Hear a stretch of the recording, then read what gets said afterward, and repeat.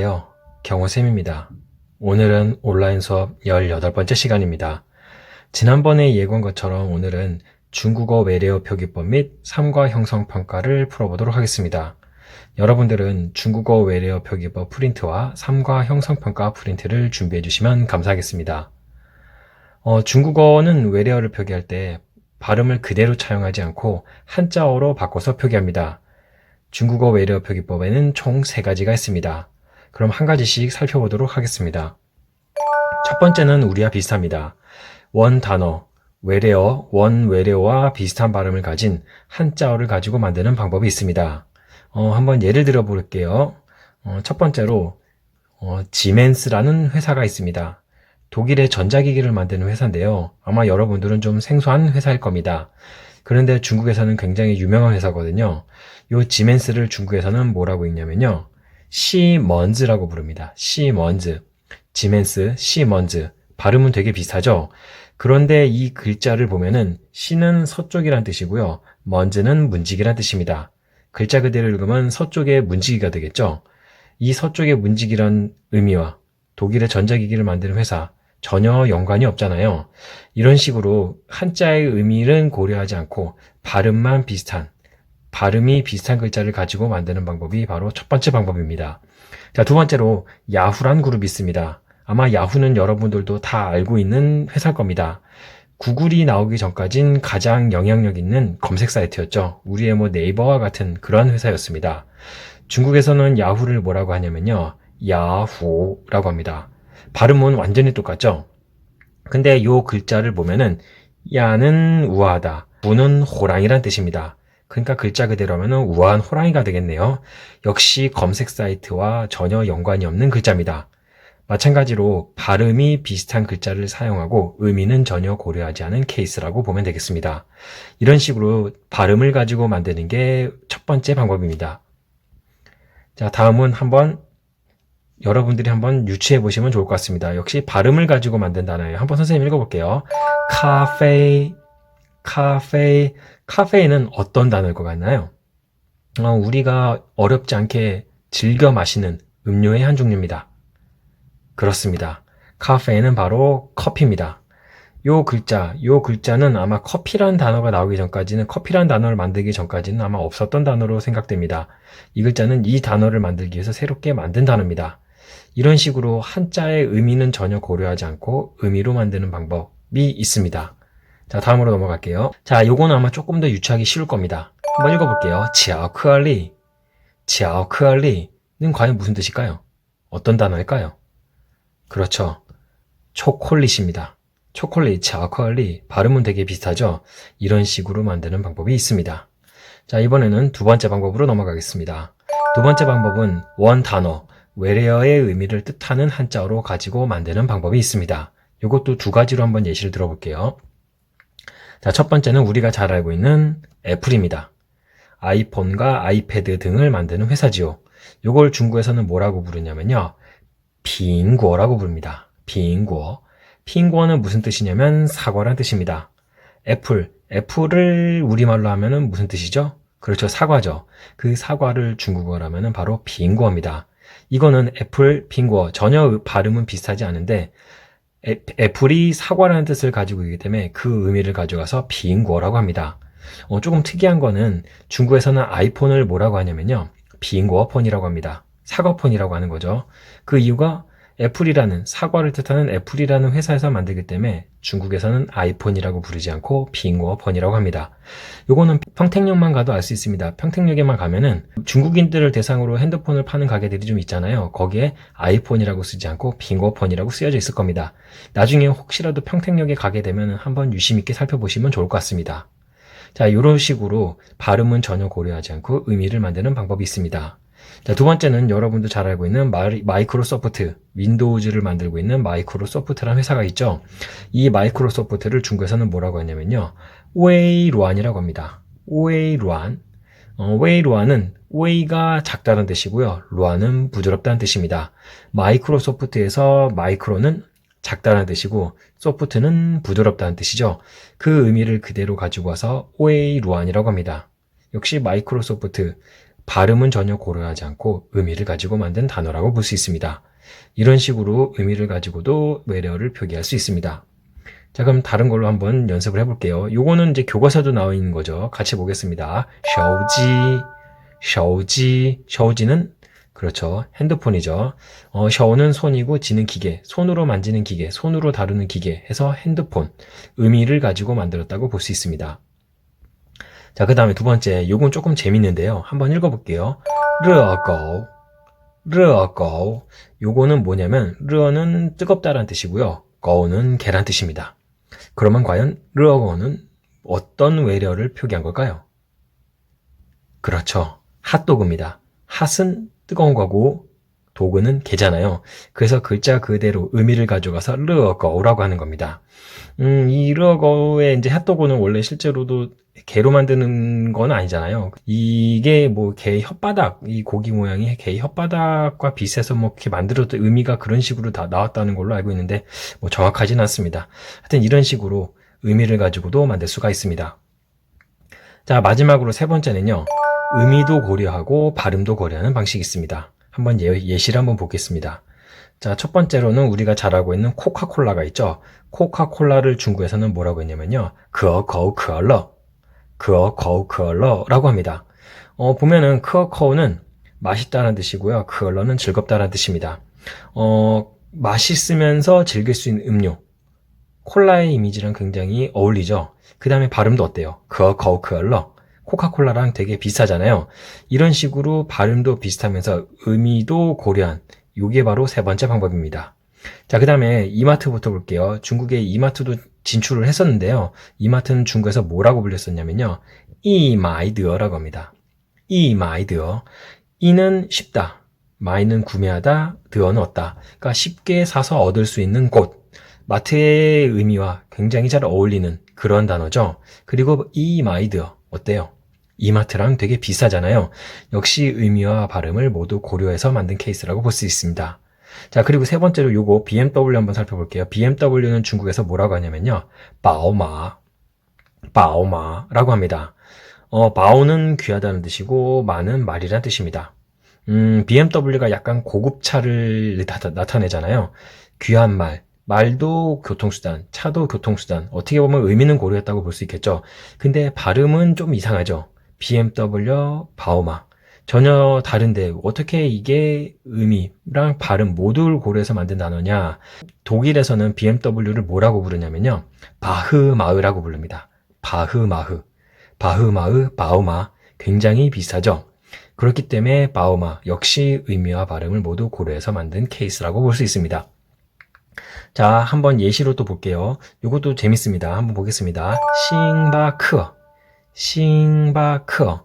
여기서 싱은 의미를 고려한 거고요. 바크어는 발음을 고려한 겁니다. 싱은 별 성자입니다. 별 성자. 별을 영어로 하면 뭘까요?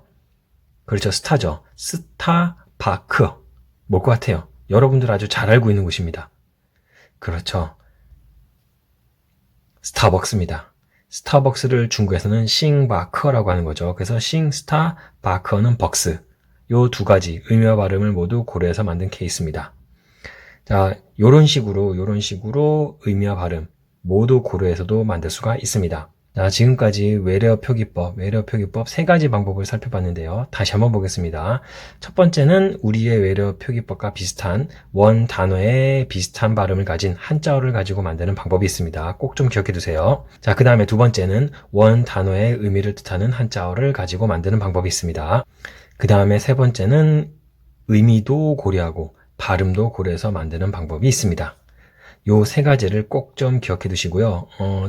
선생님이 예시로 들어준 것도 꼭 좀 기억해 두시면 좋을 것 같습니다. 자, 이런 식으로 중국에서는 이제 외래어를 세 가지 방법으로 표시하는데요. 중국에서는 이름을 짓는 게 굉장히 중요합니다. 이름은 어떻게 지었냐에 따라서 이게 제품이 잘 나갈 수도 있고 잘 안 나갈 수도 있거든요. 대표적으로 지금 선생님이 두 가지만 가지고 왔는데요. 중국의 오리온, 우리나라 오리온 회사가 중국에 진출을 했거든요. 가장 대표적인 상품이 뭐죠? 오리온의? 그렇죠. 초코파입니다. 초코파이는 하울리 여우파이라고 이름 붙여서 지금 진출을 하고 있는데요. 우리나라에서는 초코파이가 정을 강조하는 방식으로 홍보하고 있잖아요. 근데 중국에서는 정을 강조하는 방식으로 홍보하지 않고요. 인을 강조하는 방식으로 홍보하고 있습니다. 왜냐면 중국에서 정은 남녀 간의 사랑을 의미하기 때문에 아무래도 우리의 사랑과 사랑 간의 그 정을 나타내는 표현과 좀 다르기 때문에 인이라는 글자로 표시하는 게 조금 더 초코파이가 추구하는 이미지와 더 잘 맞는다고 생각해서 인이라는 글자를 강조해서 홍보를 했습니다. 그래서 중국에서는 초코파이가 굉장히 잘 나갑니다. 이런 식으로 어떤 방식으로 지었느냐에 따라서 굉장히 제품이 성공과 실패가 극명하게 갈릴 수 있습니다. 자, 두 번째는 갤럭시 한번 볼게요. 갤럭시는 처음에 가이시라는 이름으로 홍보가 됐습니다. 갤럭시 가이시 굉장히 비슷하잖아요. 근데 처음에는 이게 굉장히 부정적인 의미를 가지고 있었습니다. 왜 그러냐면요. 가이시와 요 죽을래라는 뜻의 가이스가 발음이 되게 비슷하거든요. 그래서 중국 사람들이 별로 그렇게 팔리진 않았나 봐요. 그러다 보니까 이름을 어쩔 수 없이 바꿨죠. 그래서 뭐로 바꿨냐면 가이러시, 세계를 즐거움으로 뒤덮는다라는 뜻의 가이러시라는 이름으로 바꾸니까 그제서야 좀 제품이 잘 나갔다고 그럽니다. 자, 이거 말고 아까 코카콜라도 있는데요. 코카콜라는 처음에 어떤 이름으로 불렸냐면요.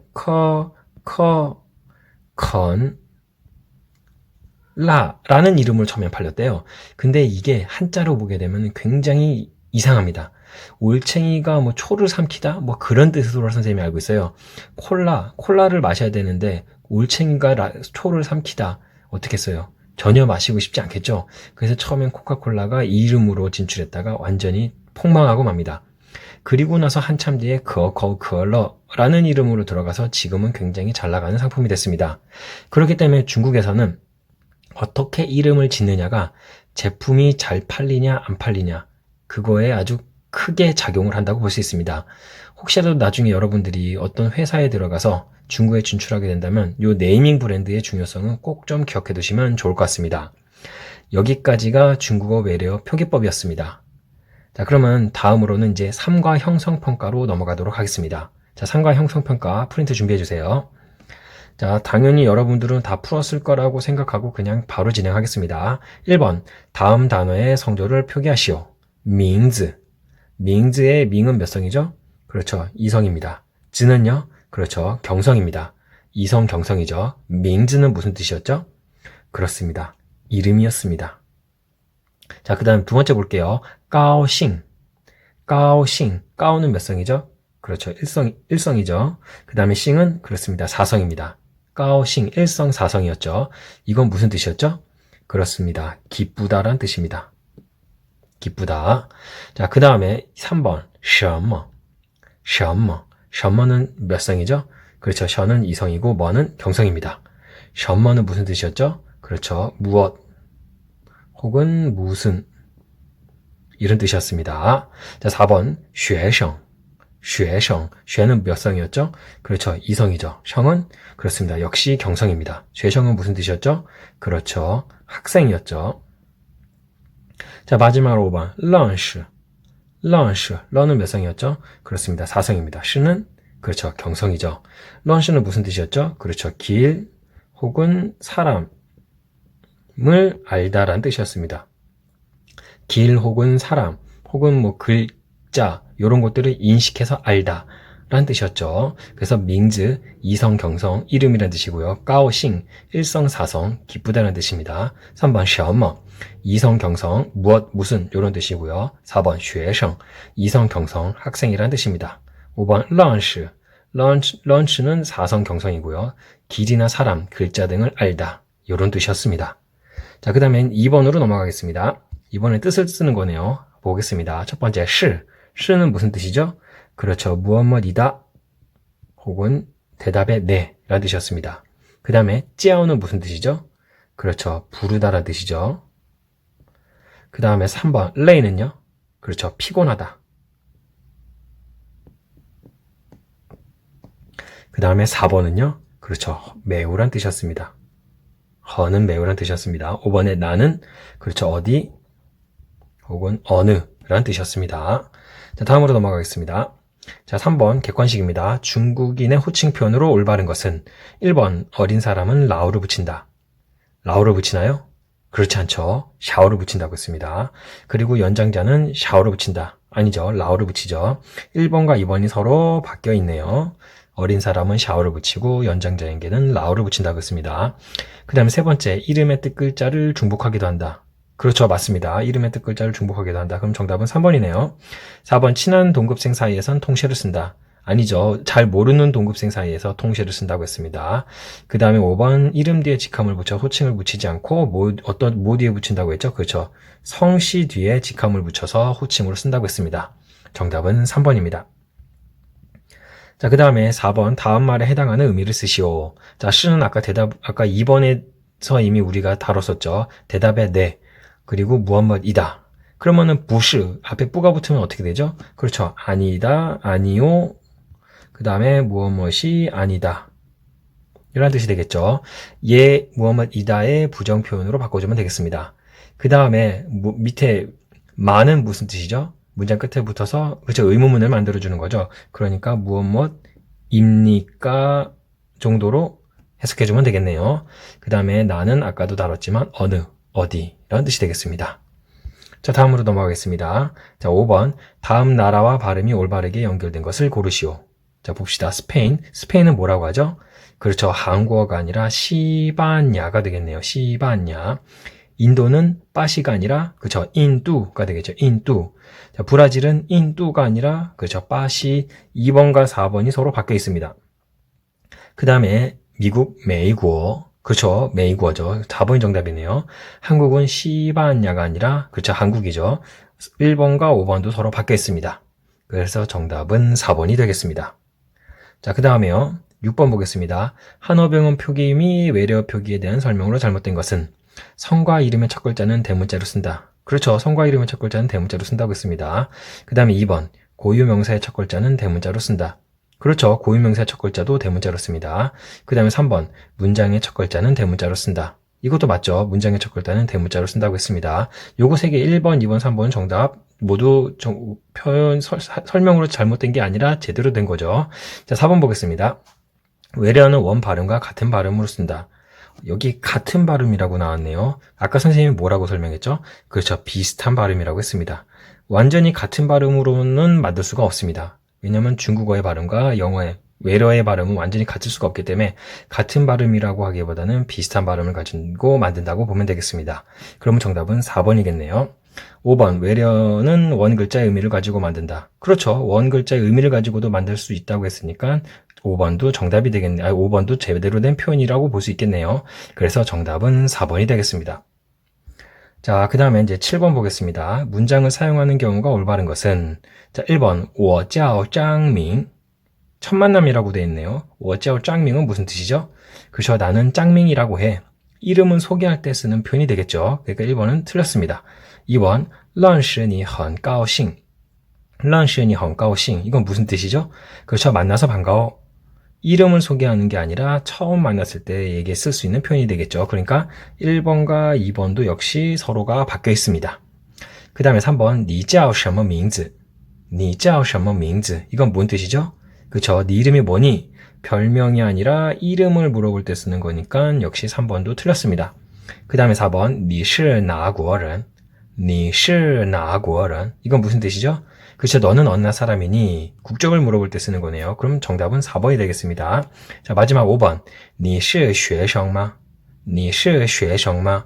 学生은 뭐였죠? 그렇죠. 학생이었죠. 그러면 뭡니까? 너는 학생이니? 라고 하는 거니까 이름을 물어보는 게 아니라 뭐 신분 정도로 볼 수 있겠네요. 너 학생이라는 신분을 물어보는 거니까 신분을 물어볼 때 쓸 수 있는 표현이 되겠죠. 그래서 정답은 4번입니다. 자, 마지막으로 이제 박스에 있는 것 좀 살펴보겠습니다. 우리 지난번에 중국인의 성씨에 대해서 좀 살펴봤잖아요. 조금 더 보충해서 얘기해 줄게요. 중국은 기원전 2000년 정도 전부터 성씨를 이용했다고 그럽니다. 원래 성과 씨는 의미가 달랐대요. 성은 모계혈통, 씨는 부계혈통. 그러니까 성은 엄마의 성씨를 얘기하는 거고 씨는 아빠의 성씨를 얘기하는 거였습니다. 근데 이게 지금은 합쳐져서 아빠의 성을 따르는 걸로 지금 고정이 되어 있죠. 중국인의 성씨는 저번에도 얘기했지만 7,000개가 넘습니다. 그 중에서 이씨, 왕씨, 장씨가 제일 많은 성씨가 되겠습니다. 그리고 또한 중국 사람들은 이름을 지을 때 우리처럼 유행을 타기도 한다고 합니다. 요즘에 우리가 뭐 유행하는 이름이 뭐 서준, 뭐 요런 이름이 유행한다고 선생님은 좀 알고 있는데 중국도 비슷합니다. 옛날에는 충성하다는 뜻을 가진 쫑이라는 이름이 유행했다면 요즘에는 팡, 요건 아름답다라는 뜻을 가지고 있고요. 그 다음에 시우잉, 요거는 빼어나고 영특하다 라는 뜻을 가지고 있습니다. 혹은 오웨이, 위대하다는 뜻을 가진 오웨이, 요런 이름들이 많이 이름으로 선택이 된다고 합니다. 그래서 중국 사람들도 이름을 지을 때 시대별로 좀 유행하는 이름이 있다라는 거 정도만 좀 기억해 두시면 좋을 것 같습니다. 여기까지가 3과 형성평가입니다. 자, 그러면 마지막으로 과제를 내드리도록 하겠습니다. 첫 번째 과제는요, 외래어 표기법 중 의미를 가지고 만드는 단어는 세 가지 방법 중에 두 번째 방법인 의미를 가지고 만드는 단어를 선택하면 되겠습니다. 1번 카페, 2번 셔지, 3번 바오마, 4번 야후. 이 중에 의미를 가지고 만든 단어는 몇 번인지 골라주시면 되고요. 그 다음에 두 번째, 수업 내용을 듣고 궁금한 사항 한 가지, 뭐 한 가지가 넘어도 상관이 없습니다. 궁금한 사항이 있으면 질문해 주세요. 그리고 2번은 비공개 댓글로 달아주시면 감사하겠습니다. 퀴즈 과제란에는 2번 내용을 쓰지 않을 겁니다. 자, 그러면 마지막으로 선생님이 하나만 공지하고 수업을 마무리 짓도록 하겠습니다. 우리가 7월 28일까지 기말고사고 7월 29일, 그 다음에 7월 30일이 목요일이거든요. 7월 30일에 외국어 경시대회를 실시할 예정입니다. 외국어 경시대회는 영어랑 중국어랑 일본어 이렇게 3개 영역으로 이제 실시할 건데, 아마 영어 같은 경우는 이제 학년별로 시험을 따로 보고 시상도 따로 할 거예요. 근데 중국어랑 일본어 같은 경우는 아무래도 인원이 적다 보니까 1, 2, 3학년을 함께 시험 보고 그 인원에서 20%에 해당하는 인원을 시상하려고 그러거든요. 그래서 이제 아마 다음 주 월요일부터 이제 공지가 될 텐데 여러분들은 등교를 못하니까 아무래도 이게 공지가 좀 늦어질 것 같아서 선생님이 이렇게 영상을 통해서 공지를 하는 겁니다. 7월 30일 날 5시, 저녁 5시에 중국어실에서 외국어 경시대회 중 중국어 경시대회를 실시할 예정이고요. 시험 범위는 그냥 우리가 배우는 이 중국어 책 전체 범위라고 보면 되겠습니다. 아마도 여러분들은 좀 의아하게 생각할 수 있겠죠. 아직 우리가 3과까지밖에 안 나가는데 중국어 책 전 범위를 시험 본다는 거 하면은 의아하게 생각할 수도 있는데, 아무래도 1학기 같은 경우는 3학년이 조금 중심이 돼서 시험을 볼 수밖에 없고요. 2학기 때 이제 중국어 경시대가 또 있거든요. 그때는 이제 말하기 부분인데, 그 부분 같은 경우에는 이제 1, 2학년 중심으로 이제 시상을 하려고 그래요. 그래서 혹시라도 관심이 있고 중국어를 좀 오랫동안 공부했던 친구들은 혹시라도 관심이 있으면 비공개 댓글, 지금 18차시 과제에 비공개 댓글로 참여하겠다라는 의사를 표시해 주시면요, 선생님이 준비를 해놓도록 하겠습니다. 그리고 요게 영어랑 중국어, 영어랑 일본어를 아마 같이 보게 될 거예요. 그렇기 때문에 이제 두 개를 동시에 신청하고 싶은 친구들도 분명히 있을 수 있는데, 중국어 시험 같은 경우는 아무래도 영어를 시험 보고 와서 이제 시험을 쳐야 될 거 아니에요. 그래서 뭐 그렇게까지 뭐 엄청나게 높은 난이도로 내지는 않을 겁니다. 그래서 여러분들이 충분히 와가지고 시험을 볼 수 있도록 할 거고요. 전체 시험 시간은 50분에서 1시간 정도로 잡고 있습니다. 그러니까 혹시라도 관심이 있는 친구들은 선생님한테 비공개 댓글로 달아주시면, 18차시 과제 비공개 댓글로 달아주시면요, 선생님이 신청을 하도록 하겠습니다. 그러니까 꼭 관심 있는 친구들을 신청해 주시면 감사하겠습니다. 자, 그리고요, 선생님 이제 중국어 시험 보면서 이제 여러 가지 질문들을 하는데, 저희가 교과서랑 프린트를 진도로 나갔잖아요. 발음 부분이라든지 아니면 중국이랑 중국어 개요 부분은 프린트를 통해서 나갔죠. 그래서 그 부분은 교과서가 아닌 프린트를 보고 시험 준비를 하시면 되고요.